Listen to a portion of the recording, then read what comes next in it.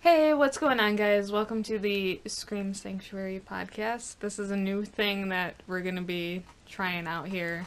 Hi. Yeah, Phantom's here too. Hi. I'm happy to be here, Silent. For those who have followed me from my gaming channel, welcome back. Or down the alley. Yeah, that too. This is going to be like completely different from what the gaming channel was. The main focus here is going to be, I guess, on, basically on everything horror. Movies. Horror. Yeah, not horse. Sorry. Bleep that out of post. Movies, convention stuff. We just recently went to Days of the Dead, so I'm gonna bombard you guys. Stop dabbing. I'm gonna completely bombard you guys with Days of the Dead Chicago videos to start this channel off. So I apologize in advance for that. You know, you also talked about doing movie reviews, game reviews, all that stuff. Horror, anything horror pretty much is going on your channel. On this one, at least. There's going to be a couple, I guess, fun fact videos is what we're calling them for now, because I haven't thought of a title yet. Those are probably going to be down the line once I get better stuff for my laptop. Just thought of the title. So, yeah. So, this podcast is probably going to be the first one to go up. It's going to be all Christmas related stuff since we are in the month of December. Yay! Birthday! Yeah, so. Oh yeah, it's Silent's birthday today. Yeah, it's happy birthday to me. When this is being filmed. Yeah, so. Are we going to start with the topic of the night on your brilliant idea to do this podcast? Yeah, it was my idea to do this. Thank you for noticing. I'm the ideas guy. Yeah. So Silent and I were talking on the car ride home from dinner, and we got into this debate about what constitutes a Christmas movie. And we got on the topic of what is one of your favorite Christmas movies. Well, specifically, yeah, I mean, I guess it's more Christmas / horror related Christmas movies, but sure. Comes out as okay. So pretty much what we talked about Gremlins. Yeah. And I told her my stance on this debate is it's not a Christmas movie. What do you say? My reason why I think it is a Christmas movie is, one, because it takes place on Christmas, and two, the Mogwai is the present for the kid, from what I remember about the movie. So yeah. So why were there 3 other movies? Beats me. I don't know.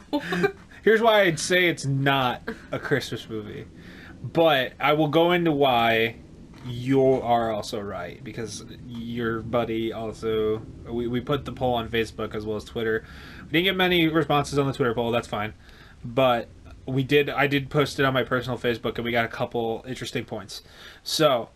One including Kenny, who's never even seen the movie. So, yeah. Thank you, shout out to those few people that forgot about Gremlins, because I'm right there with you until we had this conversation.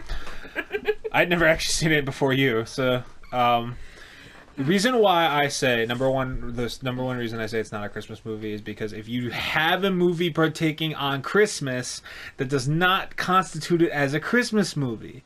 Okay, what about Die Hard though? I don't. Here's the thing. That's exactly the argument I was going to bring up on your front. Was everybody brings up that Die Hard is a Christmas movie? It's not. It's an action movie. It's not, but that also means... But from what I know about Die Hard, it's been a really long time since I've seen Die Hard. Doesn't it take place around Christmas? I think Christmas Eve. Yeah.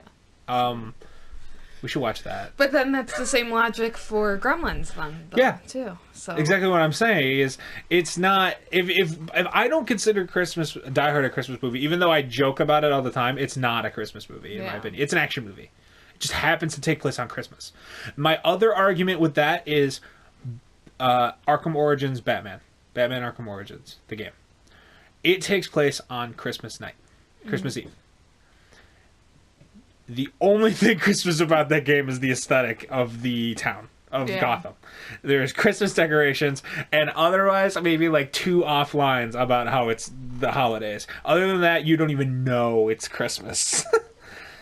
So, just because something takes place on the holiday doesn't mean it is a holiday movie. Yeah. I mean, because then every movie in July would also be Christmas too, because people celebrate Christmas in July. That's more of a Florida thing, though. Yeah, they technically don't have a Christmas, so. But then also on the flip side, you bring up a good point, because he is a present. Mm-hmm. And that does play a factor into the story. Mm-hmm. But to a lesser degree, because it's not about, at least the way I see it is, it's not about the fact that he's the president, it's the fact that he's there. He's in the I'm blanking on what the Mogwai's name Gizmo. is. Gizmo, thank you. I couldn't remember that. I'm referring him to as Mogwai, but Mogwai is the species. All of them. Yeah, that's so. Shout out to Gremlins are the green versions of the Mogwai. Yes, thank you. Shout out to the one that flashes people, by the way. Yeah. I like him the most. Well, that, and I think there's a part too where they're like going through. No, there's a part with like the Gremlins when they all mutate. And I believe they're in a bar, and the bar is also Christmas themed, and they're playing Christmas music in the bar. Okay, here, let me look up the second Gremlins movie, and that will answer it for me.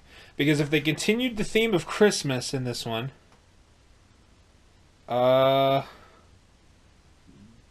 don't see that being a thing. Well, hold on. Okay, see, here's the thing, is it doesn't ever... Yeah, okay. In the review of the movie, if you look up a synopsis of the movie for Rotten Tomatoes, okay, it states that a gadget salesman is looking for a spoiler alert. If you haven't seen the freaking Gremlins since 1984, I feel like I shouldn't say this, but I know everybody goes just nuts if you spoil something at all. A gadget salesman is looking for a special gift for his son and finds one at a store in Chinatown. The shopper is reluctant to sell him the Mogwai, but sells it to him with the warning to never expose him to light, water, to feed him after midnight. After all of this, and the result is all of this happens, and the result is the gang of gremlins that decides to tear up the town on Christmas Eve. So it is never stated that it is even a gift for Christmas. It's just because he's being nice, according to the Rotten Tomatoes, at least. But it can be assumed that it is a Christmas gift. Fun fact, Howie Mandel voiced Gizmo, which I did not know. Did he really? Yeah. Howie Mandel, what were you doing with your... Holy crap! Okay, let's forget about the fact that this is a horror comedy film, okay? Let's look at the budget, okay? The box office... Oh my god, budget was $11 million. Box office was $153 million. Yeah. They gained a lot of money. Yeah. From that movie. Here's the thing, though. Like, when it comes to this movie specifically, I mean, technically you can consider it a kid's movie, too. Because it falls in a lot of different categories.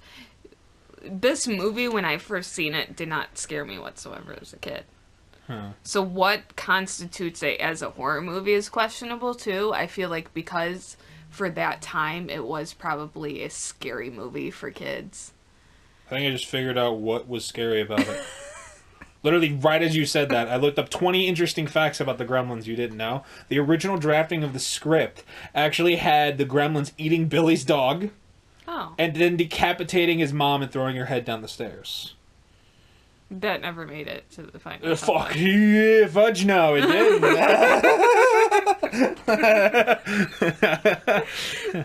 Nice Christmas fudge with eggnog. We're keeping it clean here, by the way, guys. So yeah, let me just Windex my foot. Yeah, fudge and throw it. Fudge, delicious, rich chocolate fudge. I mean, listen, it's not a big deal if you do, but like, I would try to, yeah. Okay, it's hard for me. I'm sorry. I'm so used to swearing on my channel. Yeah, it's my bad. Okay. Also, they also wrote this script without it thinking it would actually ever be made. So there's that. Harry Mandel. But Mandel didn't sing Gizmo's song. He didn't sing the song that Gizmo sings. Oh, that like high pitch. Yeah. Well, it's not. Michael Winslow voices the Gremlins. That makes sense. Do you know who Michael Winslow is? I think I'm familiar. Police Academy. Okay. Yeah. Where is... Oh, okay. Then, no, Alright, you're right. Gremlins is a Christmas movie. I found out a fact that changed it. Offbeat as it may, Gremlins is definitely a Christmas movie as it was pre-planned to release during the Christmas season. So I lost. You heard it here first, guys. We debunked this. We debunked it. Before we even probably finished the poll. Wow, that's ironic. Okay. And I have... Yeah. But when Warner Bros. Realized it didn't have a summer movie to put up against Indiana Jones, they put it up. Yeah. Why would that compete with Indiana Jones? Also, didn't Spielberg direct it? Yeah, I believe Spielberg did direct. Didn't he direct Gremlins? I believe he did, yeah. I should have the DVD. No, he didn't. No, Joe Dante did. Okay. But, so that means he was going up against Spielberg. Yeah. Which, all things considered, I guess if you're putting up both movies, that's not a bad year for movies. Yeah. But, yeah, the only thing that's scary about them is how they act, in my opinion. That's why I don't consider it a horror movie either. I mean, obviously now we know I'm wrong, because they moved it up. They tried to move it for Christmas. Yeah. But, wow, really? Am I that dumb? Phantom has self-realization on the first podcast. The self-awareness on this podcast is real. The only screaming we're doing on the Scream Sanctuary is because we know our own thoughts. Oh, God. Okay, then now that shifts into the question, though, of what do you consider a horror Christmas movie? Besides Gremlins. Well, I mean, that's the whole Die Hard argument, too, is, like, does it take place on Christmas? And this one... This is where it's hard for me, too, because I can even say that, like, Bad Santa, for example. Have you ever seen Bad Santa? Bad Santa is a Christmas movie. It's a dark comedy Christmas movie. Right, but it's way more of a dark comedy, for me at least, than it is a Christmas movie. The movie's messed up. Yeah, it is really messed up. It's a really messed up premise. No, and the main character, I mean, he is Santa. Yeah. But, like, he's a really messed up version of Santa. Like... With a black elf. Yeah. What's his name? The guy who plays the elf. What's his name? What, like the actor's name? Yeah, I don't know the name of him. I can't remember. He's in like everything back then. Yeah, hang on. He was funny. He was actually like a really funny dude. Yeah. Fun fact: Bad Santa was one of the only movies as a kid that I was not allowed to watch. Well, yeah, because it's a bad movie. It's a bad movie. I didn't watch Bad Santa for the first time until I was, I believe, 15, maybe 16. Okay, I want to know how this association works because I searched Gremlins 2 to see that fact check. Mm-hmm. The next thing it said people who also searched for this also searched for Looney Tunes Back in Action. That's a horror movie in its own right because it's just weird. Okay, like, but no, Small Soldiers. Small Soldiers. Have you ever seen that movie? Tony Cox was the Okay, that makes sense. actor. Have you ever seen Small Soldiers? No. That should be a horror movie. Okay, so it's about, again, spoilers alert for your channel. Sorry. It came out in 98, really? Are you sure? Kirsten Dunst was in it? Okay. You know who Kirsten Dunst is? Yes, I do. Mary Jane. Yeah. Yeah, okay. So, it's about the Commando Elite action figures. A teenager buys a set of Commando Elite action figures. He's unaware that they've been programmed with military technology, and it comes to life. They start beginning their killing spree of their enemies, which are the other enemy toys called the Gorgonites. They literally start killing other toys. Like, it's like Toy Story, but with murder. Oh yeah, that does sound familiar. Yeah, we'll watch it again. We should do that. Should be a horror movie. Okay, Yeah. that's a Christmas movie too. So, because also shout out to my fucking heater. the way I see it, because I'm pretty sure he gets it. Yeah, shout out to the heater. I'm pretty sure it actually takes place during Christmas. I don't know. If it doesn't, don't quote me on that. But it's so messed up. Gotta love Globotech. Okay, is it Christmas? I don't remember. Kirsten Dunst was in that movie? Really?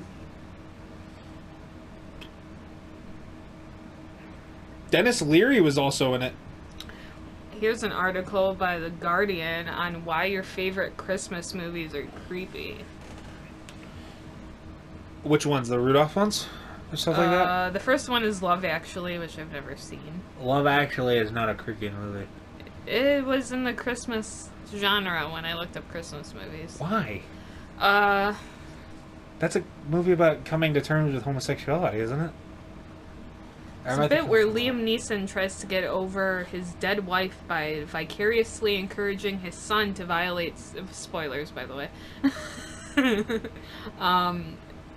Violate? His son to violate several important post-9/11 airport security laws, purely in the vain hope that stranger will kiss him.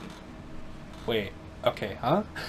Yeah, I don't know. I've never seen Love Actually. I've never seen it either. I thought it was about the son who's gay. But I guess I'm wrong. Here's one, because I know you like Home Alone. A tale of parental neglect, the effects of which manifest themselves in the sort of extreme dissociative violence that usually lands people in secure facilities.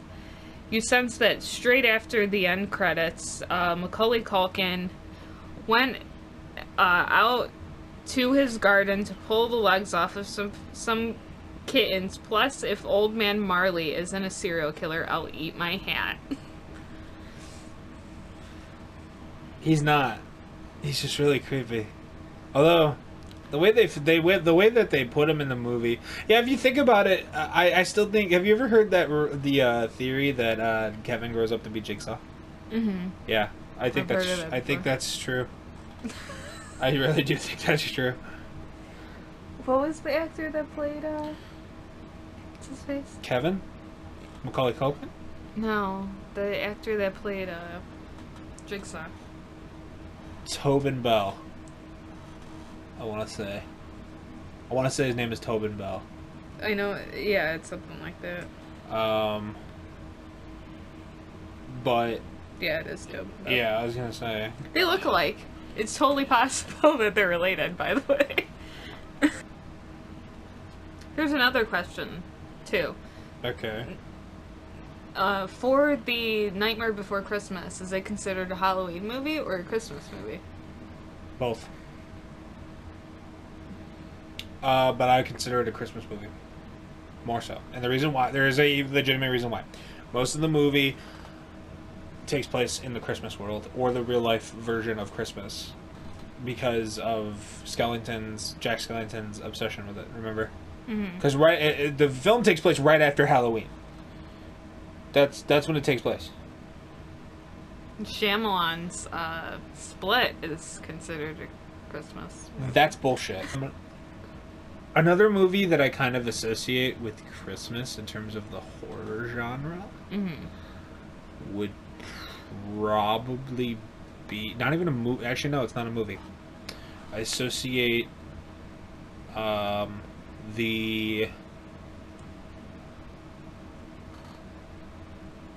of the Silent Hill games actually with Christmas, because if I remember correctly, you could get something relating to the Christmas season in them. Don't remember what.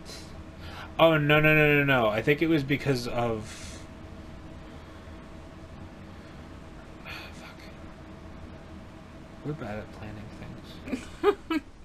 Just cut all this out. Just cut it all out. Reformat our hard drive. No, sorry. I guess what do we talk about then in terms of horror movies and Christmas? Because if you really think about it, there's not a lot. I have a whole list. No, that we've seen. Ones I've seen, not a whole lot. Right. Because here's the thing: Christmas doesn't strike me as a horror holiday. You know, like it's not something that you typically go out on. Yeah. You know. I guess I've seen more dark comedies. Dark comedies are funny. For Christmas. Bad Santa being a prime example of that. Reindeer Games. You ever seen the movie Reindeer Games? My mom made me watch it around Christmas time, the same year that we watched Bad Santa. That movie is so good. Reindeer Games is awesome. It's like Die Hard meets Payday. Yeah, it's really good. Really good. If you haven't seen Reindeer Games, I'd go after that. You know, we're not talking about a lot of horror for a horror channel. Somebody gets shot in the face. A lot of people get shot in the face in Die Hard. I mean, no, like, I'm planning on doing a whole, like, review type thing for Into the Dark is the name of it. It's a Hulu series. This is what I was talking to you about earlier. Gotcha. It's basically a series where, let me actually pull up the review so I can talk a little bit about it. It's pretty much like 31, or not 31, 12 Days, what was it, the Holidays, the movie Holidays, which is 12 different stories about horror pertaining to each holiday. They're separate. Yeah. Yeah, so basically every movie is a full-length movie. I believe they put out one for Halloween and one for Thanksgiving. And there is a new Christmas one. It's season 1, episode 3. It comes out December 7th, and it's the main, I guess, creature is Puka. Is his name. Okay. It's a struggling actor gets holiday season job as a Christmas character in a plush suit to promote the hottest toy of the year, Puka. He slowly develops two personalities, one when he's in the suit and one when he's, I guess, not in the suit. So. So it could be interesting. I mean, I'm excited for it. I guess. I would have to.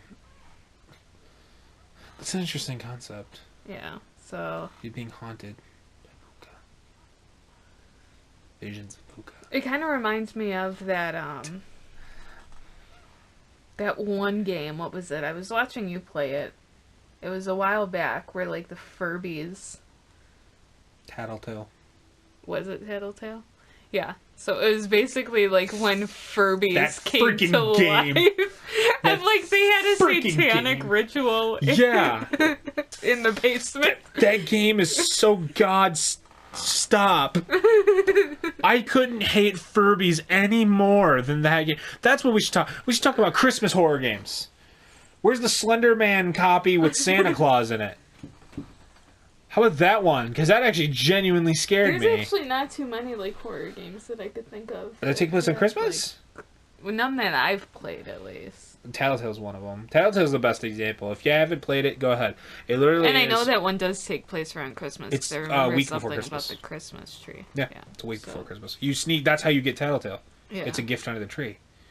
Oh, that's right. Tattletale was the name of the toy. It's basically Furby. Yeah, it is a Furby clone. But no, we won't spoil anything else about it besides what you said about the whole Satan.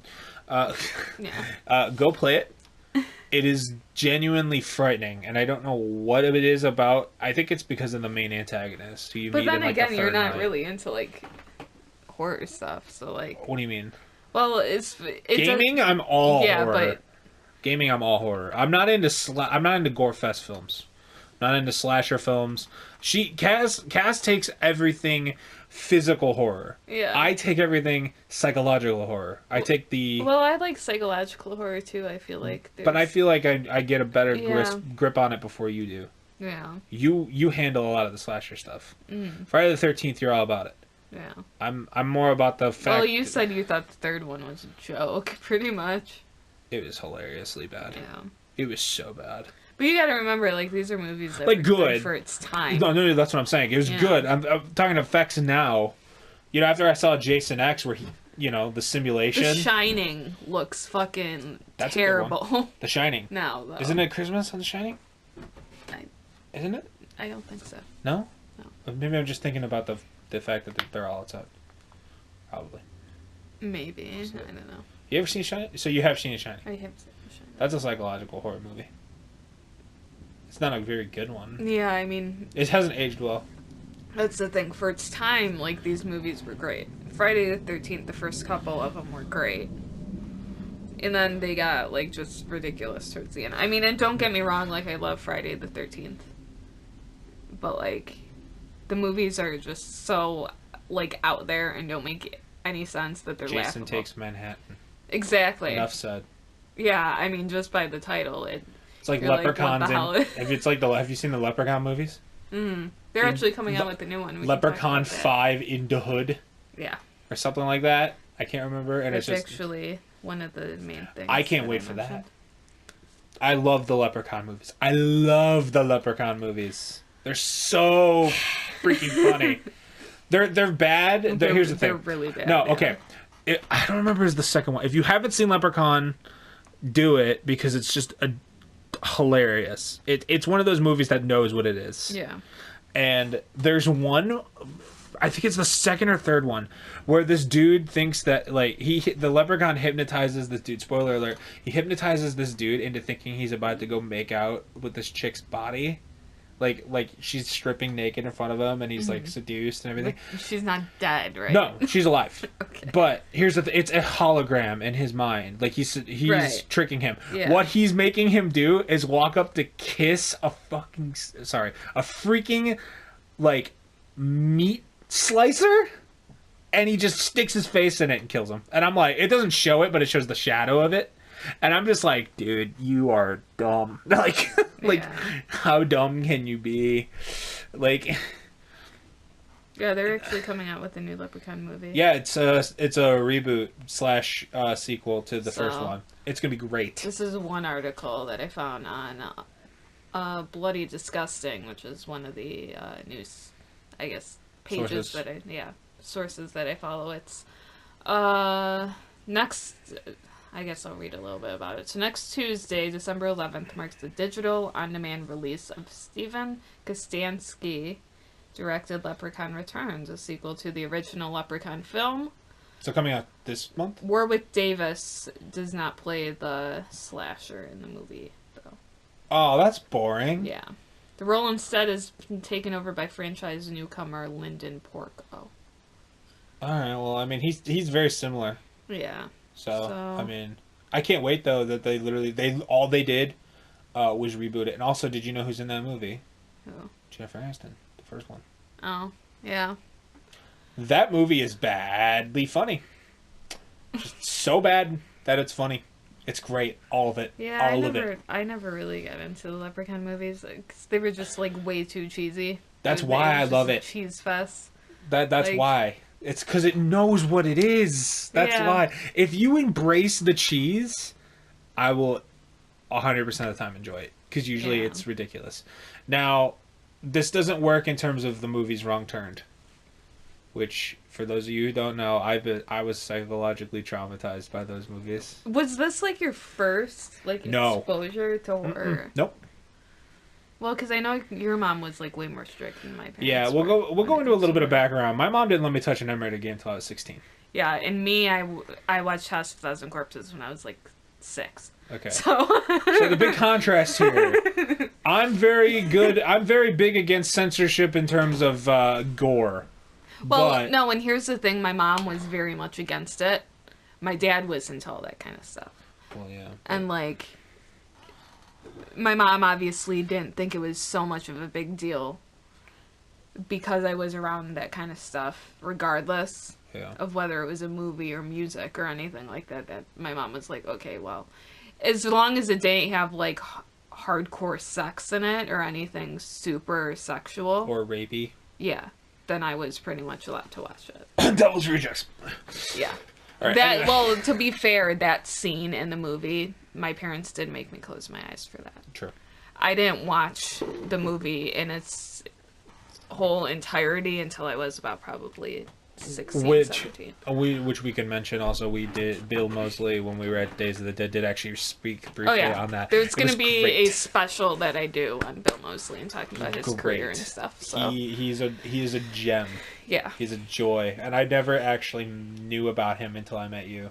Yeah, and we got to meet him briefly. He gave us a bit of honey candy. Yeah, because he was eating them. He just gave us candy, but no, he was super cool. His panel at the end of the day, because it was supposed to be him and Sid Haig, who plays Captain Spaulding. He unfortunately had to cancel because of the fires in California.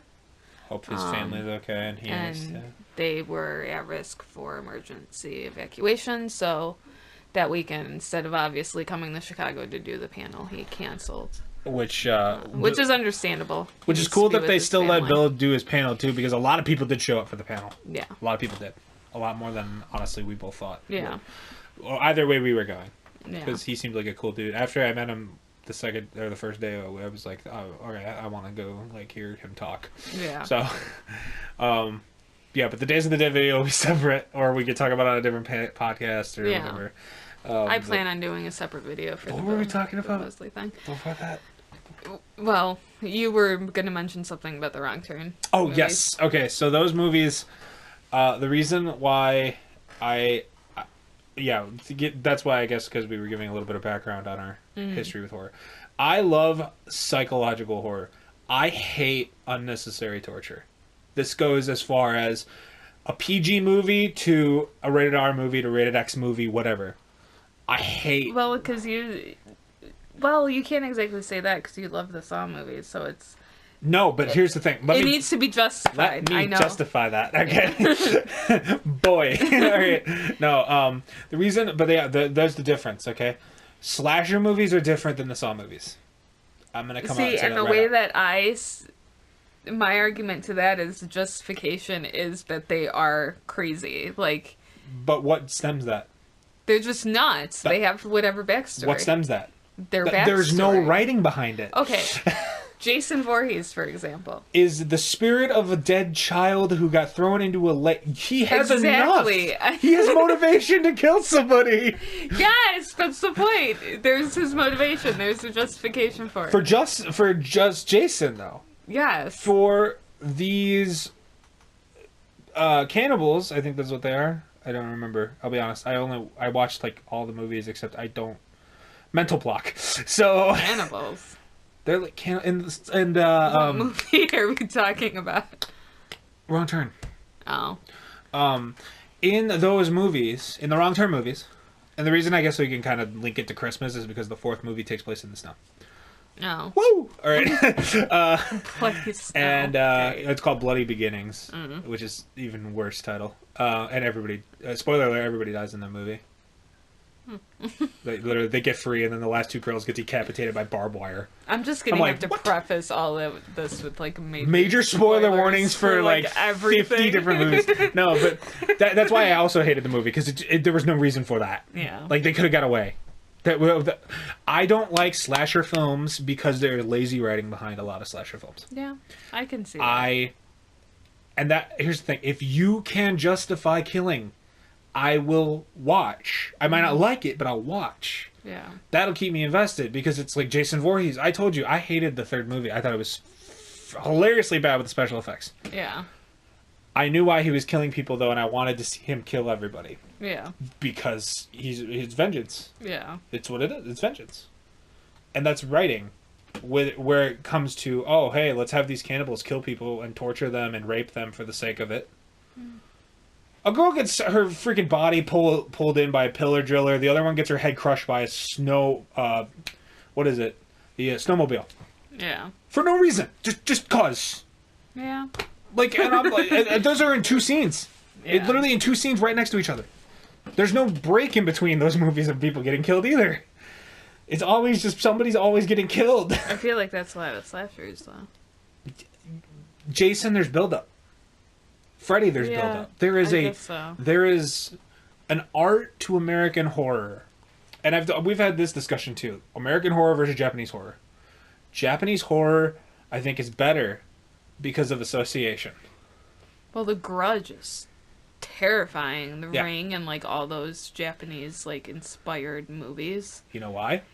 It's The Grudge is literally like one of the movies to this day where I cannot watch.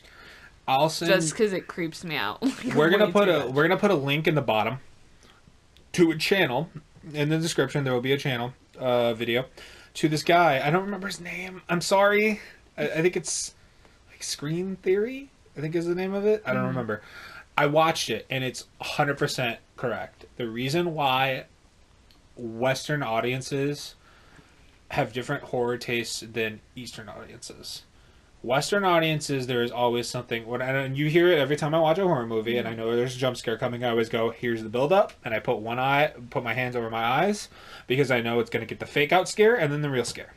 It's always how it is. You hear the build up, you hear the stingers. Well, that and I feel like out, the tension's released, and then Well, and that's the thing is I feel like there's too much reliance on, and I plan on talking about this in a later podcast where I talk about the movie Veronica.